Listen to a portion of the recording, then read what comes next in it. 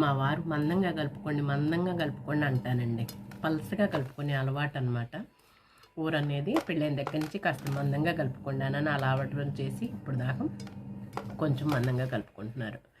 ఆయన కోసం నెయ్యి ఏ పప్పు కూరల్లోనైనా, పులుసు కూరల్లోనైనా, చట్నీలలోనైనా వేసేస్తానండి.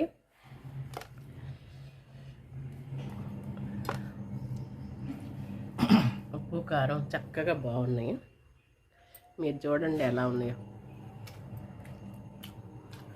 బాగుంది. ఎట్టుంది కూర? కట్టెల పొయ్యి మీద తయారు చేసిన కూర.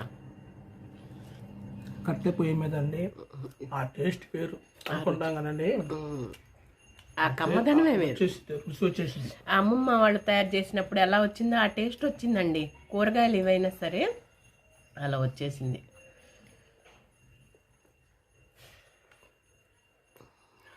బాగుందా? అన్నం కానీ కూర కానీ పర్ఫెక్ట్గా ఉన్నాయి. పొడి పొడిలాడితే కమ్మగా బాగున్నాయి. కూర బాగుందా? కూర బాగుంది. ఓకే, ఎంజాయ్ చేయండి. ఇదిగోండి దీపారాధన కూడా చేసుకున్నాను అనమాట. చక్కగా దీపారాధన వెలుగుతుంది. స్వాములందరూ అలా కొలువై ఉన్నారనమాట అండి. చూసారా, దీపారాధన కూడా చేసుకున్నాను.